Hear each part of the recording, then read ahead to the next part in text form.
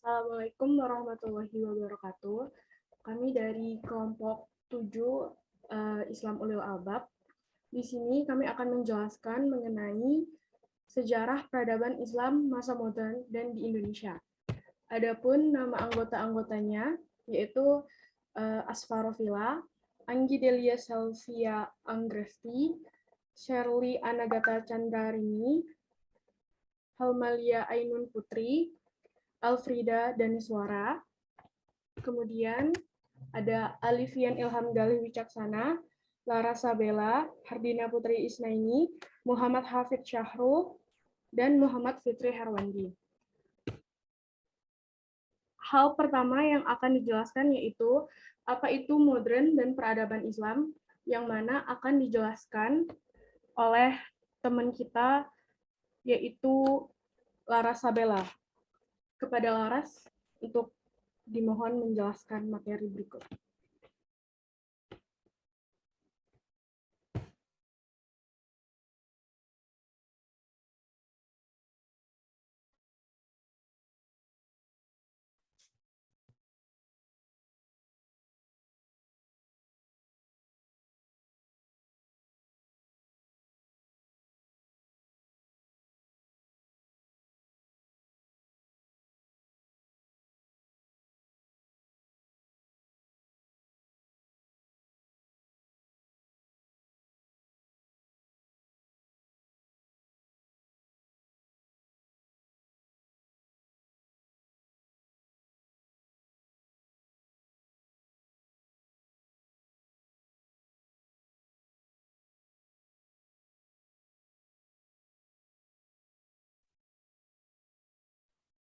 Apa itu modern dan peradaban Islam? Istilah modern itu ditunjukkan untuk perubahan sistem kehidupan dalam konteks lebih luas, sama dengan atau peradaban, yakni dari peradaban yang bersifat telah lama menjadi peradaban yang bersifat baru. Peradaban Islam adalah gambaran aktivitas kehidupan umat Islam pada masa lampau yang benar-benar terjadi dalam aspek politik, ekonomi, dan teknologi yang bersumberkan pada nilai-nilai ajaran Islam. Dengan demikian, dapat dikatakan bahwa peradaban Islam merupakan identitas umat Islam sejak masa lampau.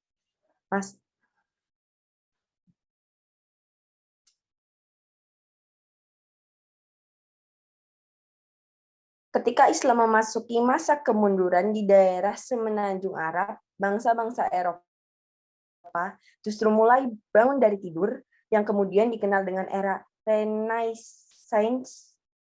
Periode modern adalah periode di mana bangsa Barat mengalami kebangkitan. Kebangkitan bangsa Barat bermuara pada hasanah ilmu pengetahuan dan metode berpikir yang dikembangkan umat Islam, yakni rasional.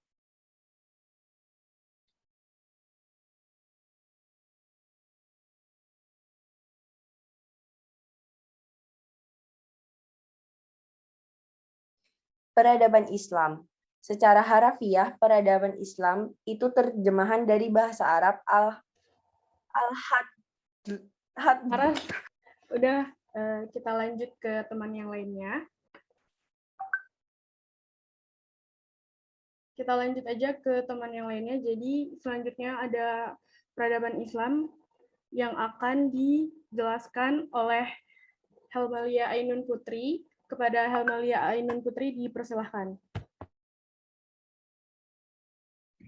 Secara harfiah, peradaban Islam itu terjemahan dari bahasa Arab al-Khadlara al-Islamiyah atau al-Madaniyah al-Islamiyah atau al-Sakofa al-Islamiyah yang sering juga diterjemahkan dengan kebudayaan Islam. Dalam bahasa Inggris ini disebut kultur. Ada pula yang menyebutnya civilization. Di Indonesia, Arab dan Barat masih banyak yang mensinonimkan antara peradaban dengan kebudayaan. Peradaban Islam adalah gambaran produk aktivitas kehidupan umat Islam pada masa lampau yang benar-benar terjadi dalam aspek politik, ekonomi, dan teknologi yang bersumberkan pada nilai-nilai ajaran Islam. Dengan demikian, dapat dikatakan bahwa peradaban Islam merupakan identitas umat Islam sejak masa lampau.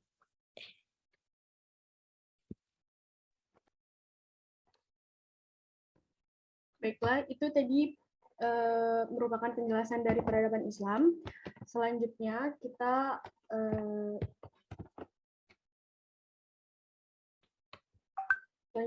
akan membahas mengenai perkembangan Islam antara tahun 1700 Masehi dan 1800 Masehi, yang mana materinya sendiri akan dibawakan oleh Elfrieda Daniswara. Kepada Elfrieda Daniswara dipersilahkan.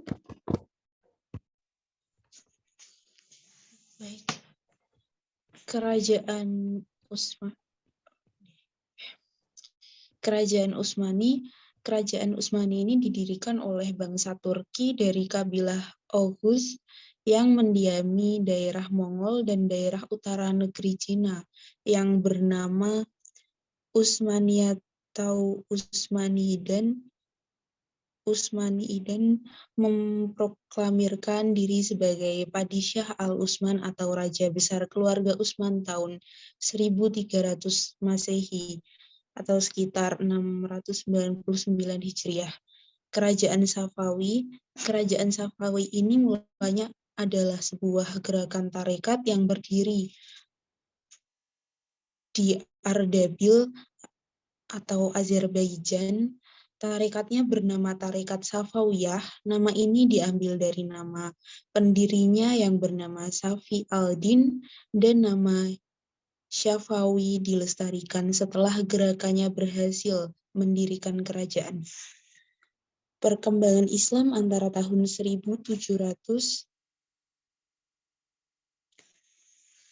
Maaf, yang paling bawah belum kebaca, Kak. Ya. Perkembangan Islam antara tahun 1700 Masehi sampai 1800 Masehi. Keadaan perkembangan Islam secara keseluruhan baru mengalami kemajuan kembali walaupun tidak sebanding dengan masa sebelumnya. Setelah berkembangnya 3 kerajaan besar, yaitu Kerajaan Utsmani di Turki, Kerajaan Mughal di India, dan Kerajaan Safawi di Persia. Kerajaan Mughal di India. Kerajaan Mughal adalah kerajaan yang termuda di antara 3 kerajaan besar Islam. Kerajaan ini didirikan oleh Zahiruddin Babur yang mulai dari 1482 hingga 1530. Babur dengan bantuan Raja Safawi dapat menaklukkan Samarkand tahun 1494 Masehi. Tahun 1504 Masehi dapat menduduki Kabul, ibu kota Afghanistan. Setelah itu, Raja Babur mengadakan ekspansi terus-menerus. Kerajaan Mughal mencapai zaman keemasan semasa Raja Akbar. Persoalan-persoalan dalam negeri dapat diatasi dengan baik dan mengadakan ekspansi sehingga dapat menguasai Chudar, Gond, Chitor, Rantabar, Kalinjar, Gujarat, Surat, Bihar, Bengal, Orissa, Kashmir, Gawilkard, Ahmadnagar, Narhala, dan Ashirgoh. Semua yang dikuasai kerajaan tersebut diperintah dalam suatu pemerintah militeristik.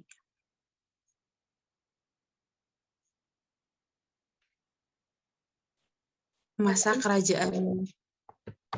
Untuk materi selanjutnya merupakan masa kejayaan kerajaan Utsmani, Safawi, dan Mughal, yang mana materi ini akan dijelaskan oleh teman kita, yaitu Muhammad Fitri Herwandi. Kepada Muhammad Fitri Herwandi dipersilahkan.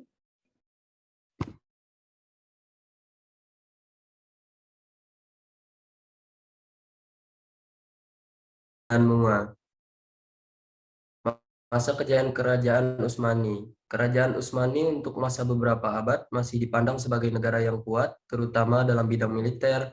Kemajuan-kemajuan Kerajaan Utsmani yaitu dalam bidang pemerintahan dan kemiliteran, bidang ilmu pengetahuan dan budaya. Untuk masa kejayaan Kerajaan Safawi, masa ke-6 Kerajaan Safawi terjadi pada masa kepemimpinan Abbas. Satu, yaitu di bidang ekonomi, ilmu pengetahuan, serta pembangunan fisik dan seni. Kemajuan yang dicapainya membuatnya menjadi salah satu dari 3 kerajaan besar Islam yang diperhitungkan oleh lawannya, terutama di bidang politik dan militer. Untuk kejayaan Kerajaan Mughal mencapai zaman keemasan semasa Raja Akbar. Persoalan-persoalan dalam negeri dapat diatasi dengan baik dan mengadakan ekspansi di bidang ekonomi, mengembangkan program pertanian, pertambangan, dan perdagangan di bidang seni dan budaya. Karya sastra di gubahan penyair istana, karya-karya arsitektur seperti Istana Fatfur, Sikri, Villa, dan masjid-masjid.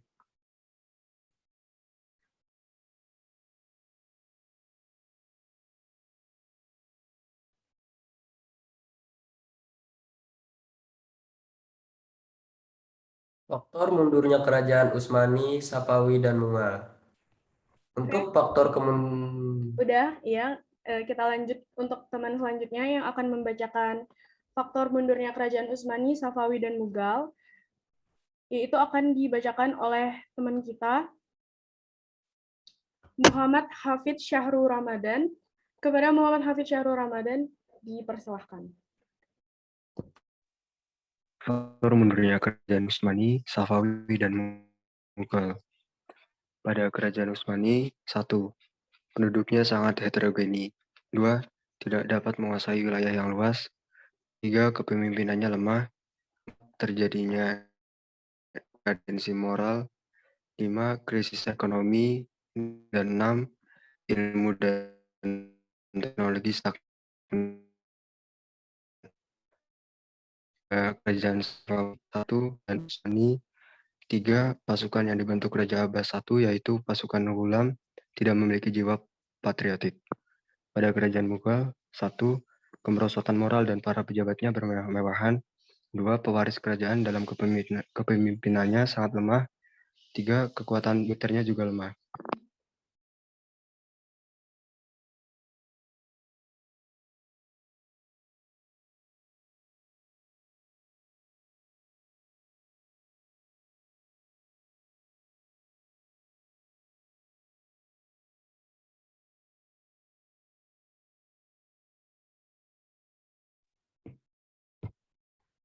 Untuk materi selanjutnya, yaitu sejarah peradaban Islam di Indonesia, yang mana materi ini sendiri akan dibacakan oleh Alifian Ilham Galih Wicaksana. Kepada Alifian Ilham Galih Wicaksana, dipersilahkan. Sejarah peradaban Islam di Indonesia. Awal sejarah perkembangan Islam di Indonesia. Awal mula agama Islam berada di Indonesia sebenarnya melalui proses yang panjang. Salah satunya prosesnya melalui para pedagang. Namun ada beberapa teori lain yang menyebut dibawa oleh siapa agama ini. Berdasarkan sejarah yang paling sering diperbincangkan, Islam diduga masuk ke wilayah Indonesia sejak anak kedua, dibuktikan dengan hijrahnya para pedagang asal Ceylon pada abad ke-7. Mereka mengalami perkembangan yang cukup pesat saat bekerja sama dengan Cina. Antara teori Gujarat, teori Mekah, dan teori Persia, masing-masing dari teori ini mengalami kisah yang berbeda dalam perkembangan Islam. Sejarah perkembangan Islam di Indonesia berdasarkan wilayah. Sejarah perkembangan Islam di bagian utara, selatan, sejarah perkembangan Islam di Jawa Tengah dan di Jawa Timur, sejarah perkembangan Islam di Jawa Barat, dan daerah lain.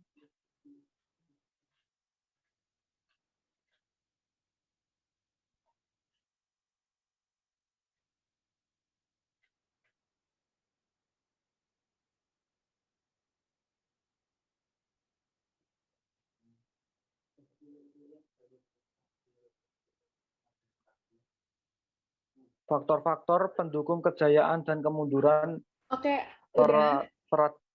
Sudah. Ya, Gali, udah. Kita lanjut untuk teman selanjutnya yang akan menjelaskan faktor-faktor pendukung kejayaan dan kemunduran peradaban Islam. Yang pertama untuk faktor kemajuan peradaban Islam, yaitu akan dibacakan oleh Shirley. Kepada Shirley dipersilahkan. Baik, di sini saya akan menjelaskan mengenai faktor-faktor kemajuan peradaban Islam di dunia. Yang pertama, terjadinya asimilasi antara bangsa Arab dengan bangsa-bangsa lain. 2, kemajemukan dalam pemerintahan dan politik. 3, menciptakan stabilitas ekonomi dan politik. 4, gerakan penerjemahan manuskrip kuno. 5, membangun perpustakaan sebagai pusat penerjemahan dan kajian ilmu pengetahuan. Sekian dari saya, terima kasih.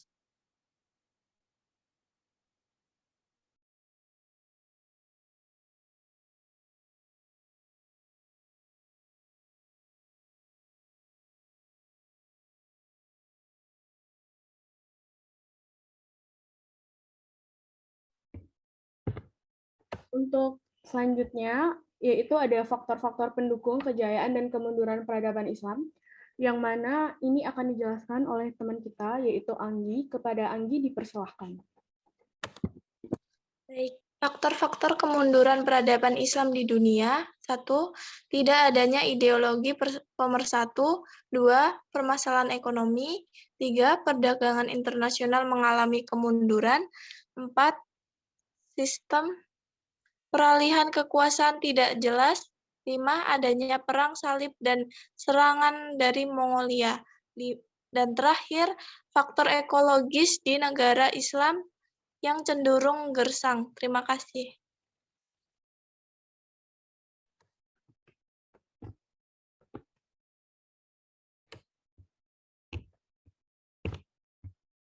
Oke, untuk selanjutnya, sebelumnya yaitu kita ada kesimpulan, yang mana kesimpulan ini akan dibacakan oleh teman kita, yaitu Asfa. Kepada Asfa dipersilakan mengenai kesimpulan apa saja dari PPT kali ini.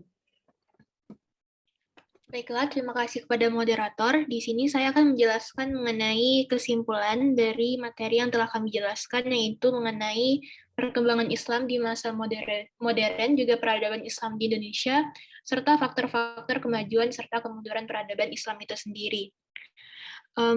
Bahwasanya perkembangan Islam pada masa modern adalah masa yang dimulai pada tahun 1800 Masehi, di mana umat Islam sadar terhadap kelemahan dirinya dan adanya dorongan untuk memperoleh kemajuan dalam berbagai bidang, khususnya bidang ilmu pengetahuan dan teknologi.